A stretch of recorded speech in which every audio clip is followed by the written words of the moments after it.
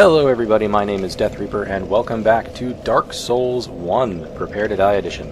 In the previous episode we went around and got some new items, got some items to power myself up and power up my Estus Flask and do a couple things a little early. In this episode I'm going to try and get some progress going and do a few things just so we can get a little bit further on in the game. One thing to note early on, you're going to notice that there are not as many messages or bloodstains around right now. The reason for that is actually because we're playing offline mode right now. I made the decision to do that because in the previous episode you'll notice that there are a bunch of jump cuts that happened, and that's because we lost a lot of footage on that, and I couldn't necessarily recover it all, so I think it had something to do with the network, ended up screwing up with my recording software, but either way, it won't make too much of a difference on what's actually going to happen, because I usually ignore those, but I usually ignore messages and bloodstains, and I don't necessarily summon anybody, and the only positive benefit is that I'm not going to be invaded, even if I'm human, which is one thing I'll discuss now. So the other thing you'll notice is I'm actually a little bit higher level than I was in the previous episode, and that's because I farmed a little bit, so I can use this weapon right here, which is the Astora's Greatsword, which we picked up earlier. The reason why I picked it up is because it's a pretty good starting weapon, and it does a lot of damage to pretty much everything. So, yeah, so right there. Definitely an overkill kill. And this guy, one-hit kill. So, it's a pretty good starting weapon. Compare it to the longsword. Longsword does 98 damage with the bonus. This does 160 plus 26, so 186. So it does a lot more damage, and I'm doing at least twice as much. Oh, there you go. Okay, you guys are not hanging up on me. I don't think so. Okay. And there we go. Okay, so I did a little bit of farming in this area. I picked up a couple of items. Well, I only picked up really one item, and that was a soul that's up on top of there where those guys are throwing fire bombs down from. But I'll show you that as well. Yeah, so one of the things I also wanted to mention about this game is that this game, when it first came out, actually was pretty poorly optimized. It was actually a direct port from the 360 version of the game. And the 360 version of the game was, well, it ran in 720p, 30 frames a second.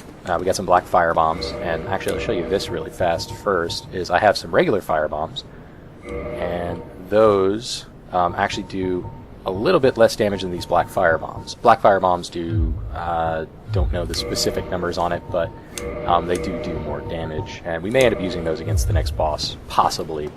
Maybe just regular fire bombs, but we'll see. But yes, this game had some issues with rendering software and having the game in maximum graphical quality, at least for a PC. But a very enterprising young modder named Durante ended up releasing a mod for the game called ES-Fix, which allows you to do a whole bunch of things with the game. It allows you to upscale the graphics resolution from 720p to whatever you want it to be. Like right now I have it at 4K because I have a 4K monitor, and that allows me to render it in that as such. It also allows you to add mods to the textures, and also allows you to unlock the frame rate because this game only runs at 30 frames. I'm going to be uploading these videos in 720 and also in 30 frames a second.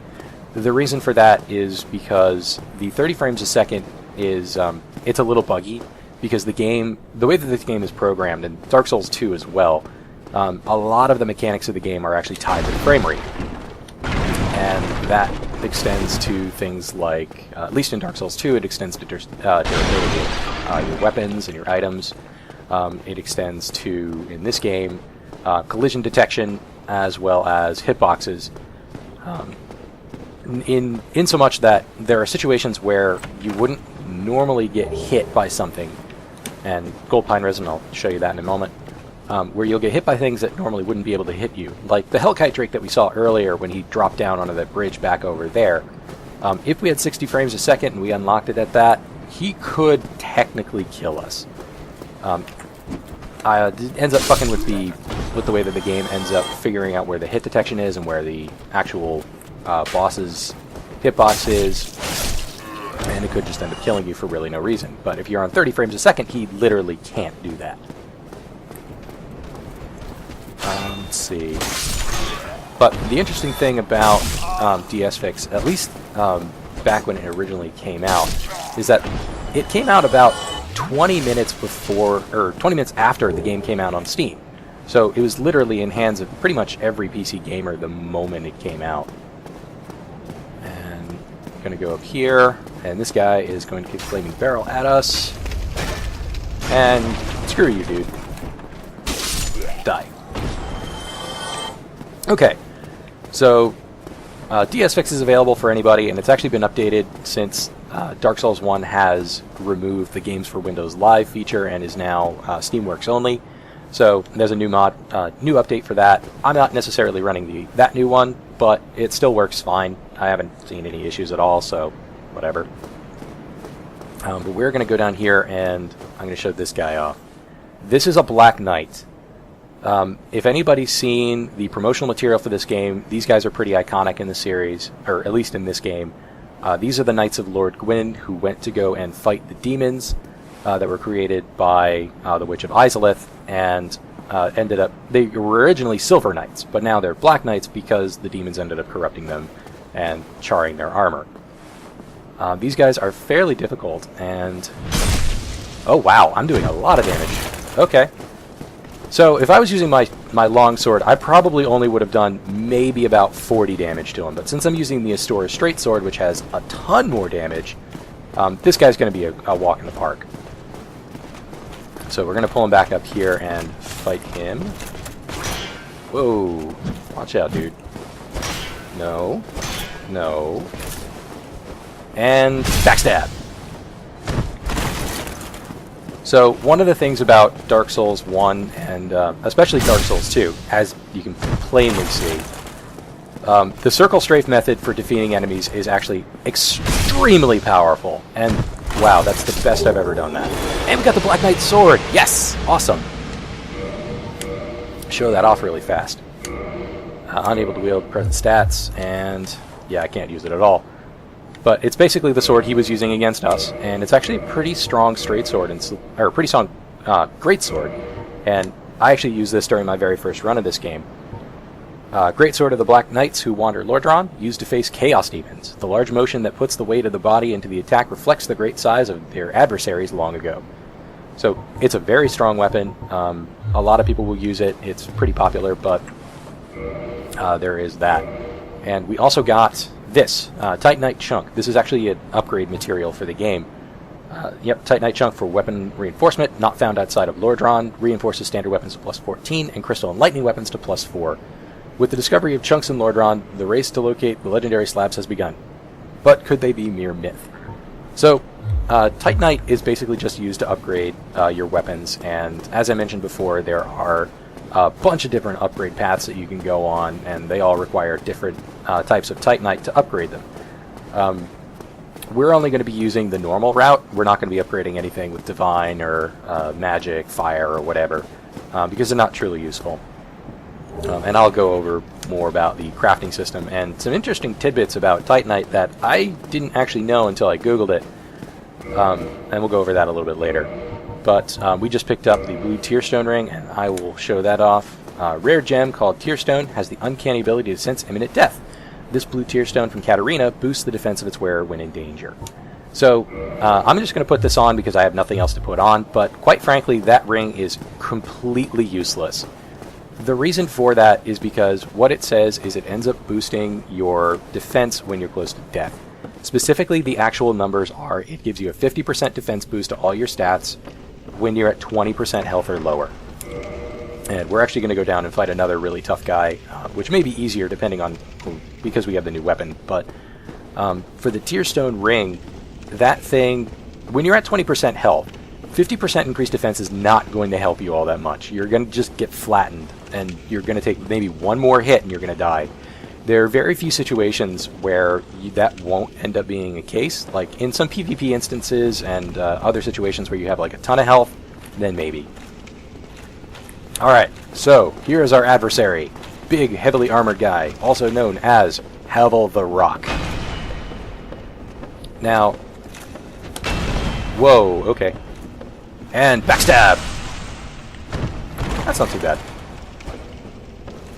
So, this guy, we're facing him here because he actually has a really nice ring that I will be using for the majority of the game, if not an entire run. And it's something that I use in every run. Whoa, okay. Oh god! Okay. The reason why I'm freaking out is because if he hits me, I'm dead. Like, no matter what. Because he hits incredibly hard. That Dragon Tooth mace will end up killing me in a single hit, and I'm amazed that I was able to block that. I completely forgot that you can't really block this guy, and I'm actually just gonna take this off really fast, just so I can get fast roll. There we go.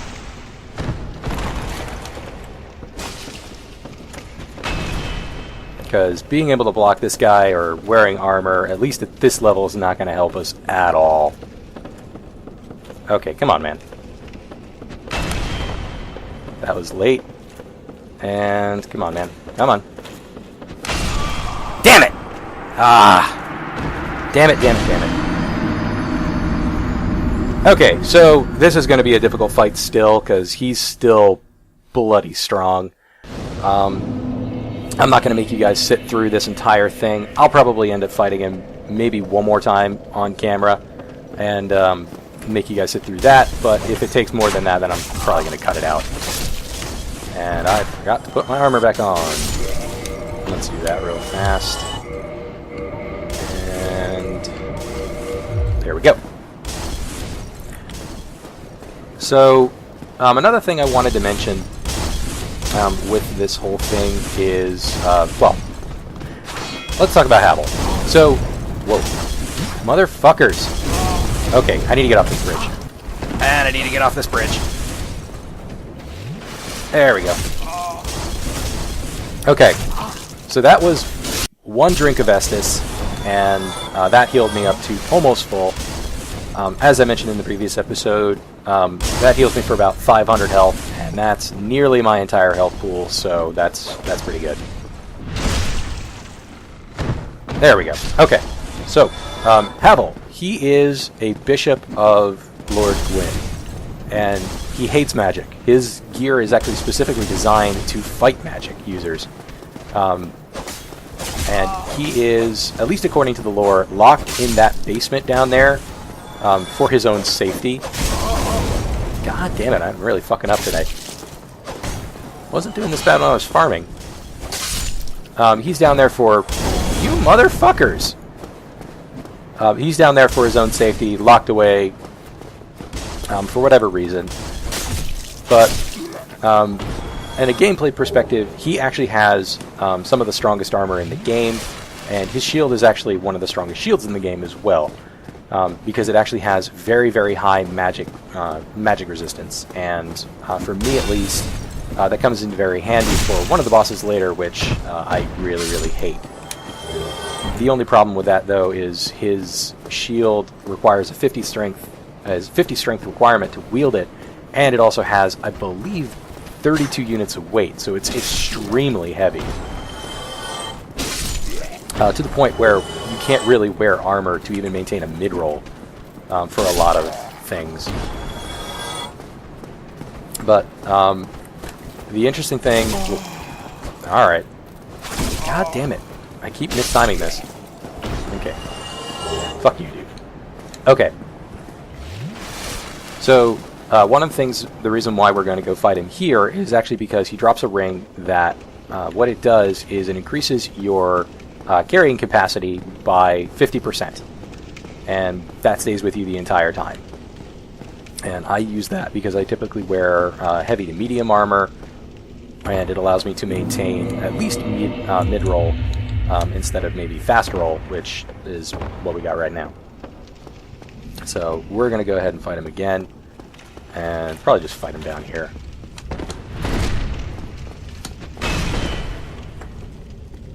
There we go.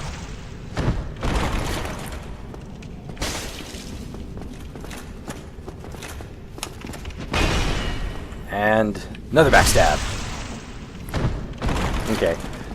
One of the things that's kind of annoying about this fight is because he has so much health, it does take quite a long time to kill him, and every time I knock him down with a backstab, it's going to end up having me have to retarget him again. So I have to re-click in the right stick every single attack. Whoa, okay. There we go. And that's not fun. Okay, come on. Come on. Stop doing that. I'm going to attack you if you don't stop doing that.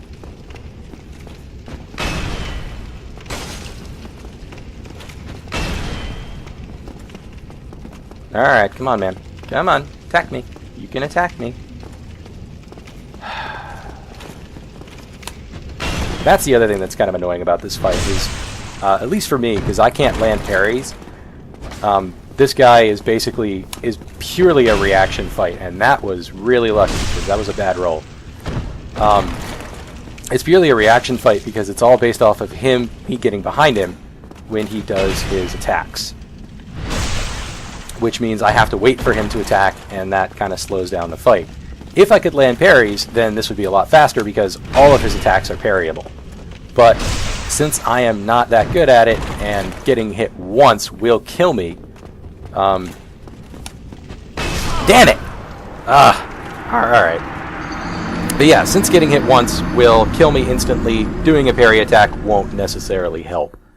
But, yeah, I'll come back once I've killed him, so be right back.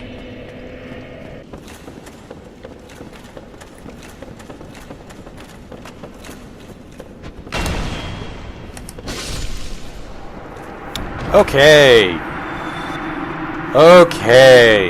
Welcome back, everybody. Oh, that was just a little bit more frustrating than I kind of wanted it to be. But we did it. We beat him. All done. But yeah, so we ended up getting his ring. It boosts maximum equipment load. It says right here, this ring is named after Havel the Rock, Lord Gwyn's old battlefield compatriot. Havel's men wore the ring to express faith in their leader and to carry a heavier load. So what this does is, right here on equip load, we go from 79.5, take it off, we're at 53. So that'll actually allow us to carry more items and maintain a better roll. We're still at mid-roll for that, but if we... There we go. If I take off my helmet, there you go. Fast roll. So that's cool. I like that. I'm actually heading up to the next boss. Okay, and we're back again. Sorry about that. So, one thing to note, if you see on my screen, there is a little mouse cursor. Mouse cursor, that's actually something that's a holdover from back when the game was... Well, it's because it was ported. Because the guys had no idea, From Software had no idea how to make a game for PC, they didn't necessarily know how to get rid of mouse cursors in game. So it still technically controls the game when you're playing it. But honestly, it's not that huge, and all I do is just move it over to the second monitor. I actually have a notepad open there, and my recording software over there as well.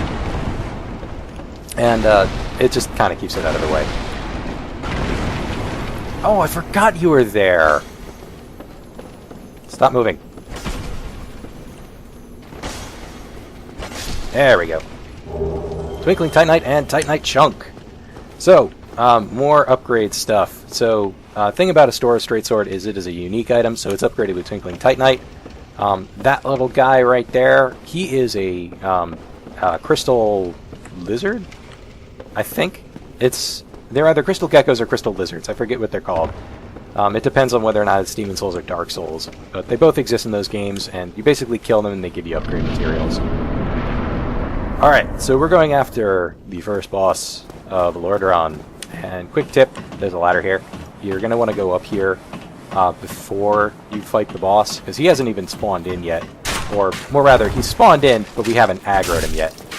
And you want to kill these guys, because if you don't kill them, they will harass you throughout the fight. And one of the strategies for taking this boss out quickly involves you going up there. And we're going to go ahead and grab him.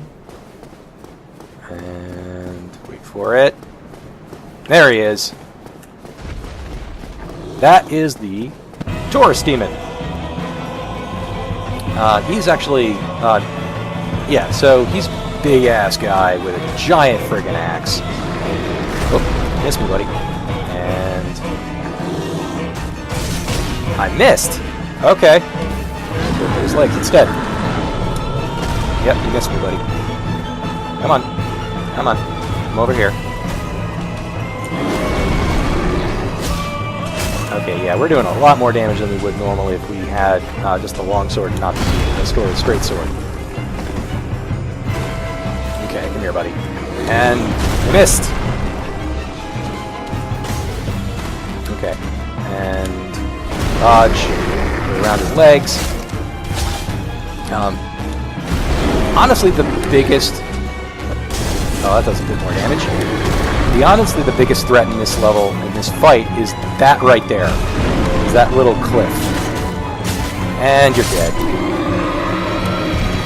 Yeah, suck it.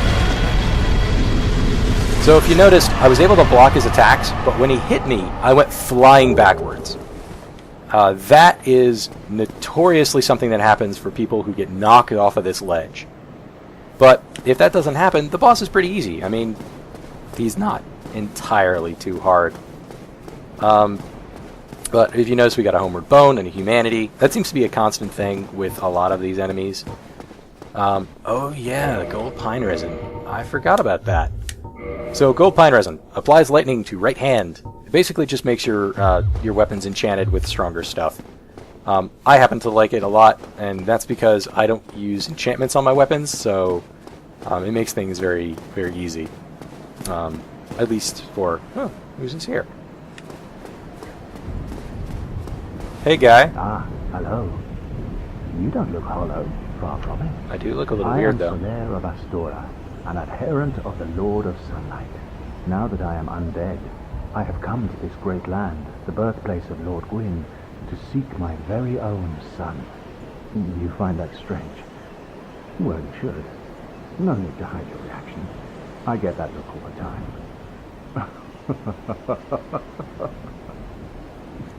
Okay, so this is the very famous Solaire of Astora. He is the main guy that you know from the Covenant for the Sunlight Covenant. I forget what exactly they're called. I think it's the Brotherhood of the Sun or Brotherhood of Sunlight. Or, well, in Dark Souls 2, it's Heirs of the Sun. Warriors of Sunlight. That's what it is. Warriors of Sunlight. He actually gives you an item that we'll probably never use, but... So I didn't scare you. I have a proposition. Okay. A moment. So if we say yes, this will actually give us access to the co-op item in the game, the White Sign Soapstone. The way I see it, our fates appear to be intertwined. In a land brimming with hollows, could that really be mere Possibly. chance? So what do you say? Why not help one another on this lonely journey? Yeah, sure, why not? This pleases me greatly. Well then, take this. And there it is, White Sign Soapstone. We are amidst strange beings in a strange land. The flow of time itself is convoluted, with heroes centuries old phasing in and out. The very fabric wavers, and relations shift. Do they?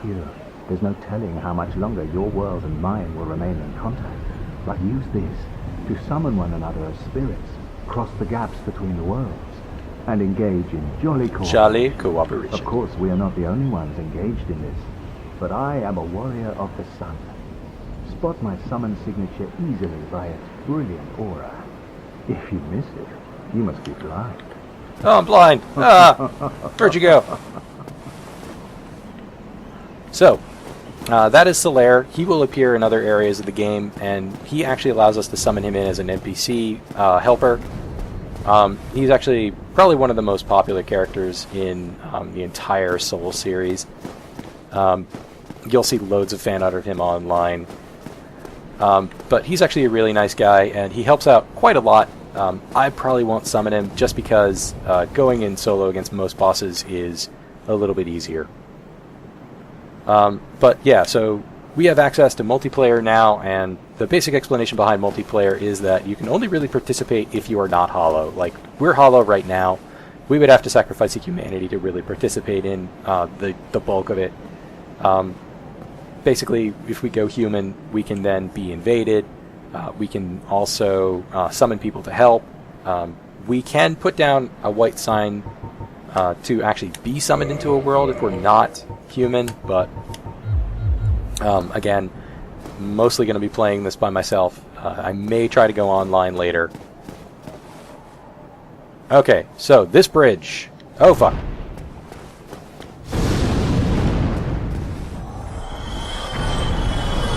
Okay, so what I was going to say was, notice the scorch marks on the bridge. We are going to get blasted by fire by this giant Drake over here, who is a giant douchebag. Now, normally I can get most of the way across without him really doing anything. He may breathe fire on me now, but hopefully not. Nope, he doesn't. Okay, so here's our first shortcut in the game. Kick this, and it drops down, and we can go down the ladder. And where does this lead us to?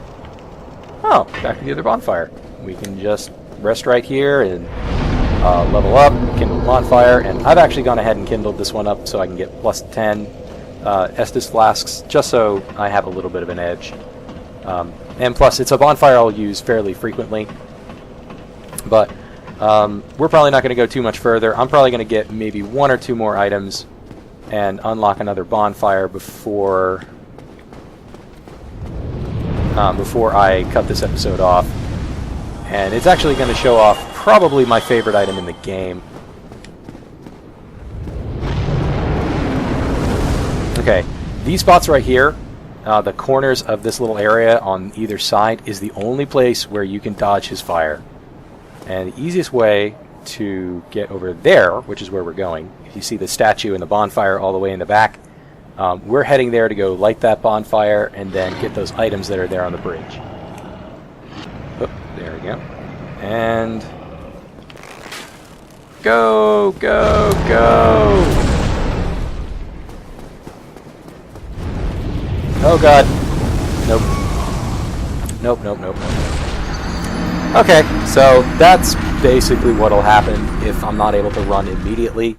But I just want to get to that bonfire really fast. Should only take me about another minute or two to get that and get the items that I want. And then we'll cut it off for today. Okay. And this is the part where this Hellkite Drake is complete bullshit, because to fight him and kill him, you have to kill him on this bridge. And doing so isn't easy. Shit! Went up too far. Alright. Fuck you, dude.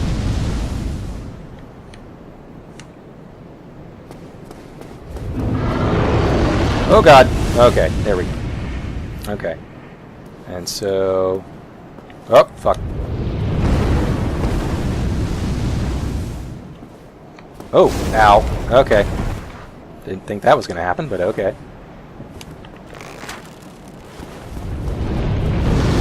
Okay, didn't think that was going to happen either.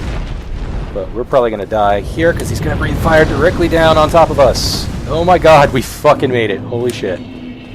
Alright! And now... the douchebag flies off. Fuck you, dude. Okay, so he's not going to come back until I rest at the bonfire, so we're free to grab these items here. Soul of a Nameless Soldier, and the Claymore. Claymore is my favorite item in the game. It has probably the best moveset ever. It has great range and does really good damage at plus 15. So that's the Claymore. Normal moveset, and then you've got the right trigger. Big damage. Does a lot of damage, has great range. Right now, it is not better than the Astora's Straight Sword, But once I upgrade it and get it some more power, then it'll definitely be better. And one other thing before we go is I'm going to open up this path, which is going to lead to the next area, which is the Undead Parish. And also show this off. This area right here is the... And we can't do this just yet, but this, if you've seen Dark Souls 2, this is the statue where you can join the Heirs of the Sunlight Covenant. But here, it's the Warriors of Sunlight Covenant, and you can pray here and become a part of that covenant if you meet the criteria, which is either 25 faith if you haven't helped anybody, or a certain amount of faith depending on how many people you've helped kill different bosses. And they actually give you access to the Sunlight Spears and all those faith-based spells. But we're not going to bother with that because we're probably not going to play online, but we'll see. But yeah, next episode we'll probably continue on into the Undead Parish. I may show you a little bit more and discuss a special thing about the Hellkite Drake a little bit later, but for now, thank you all for watching. I'll see you next time.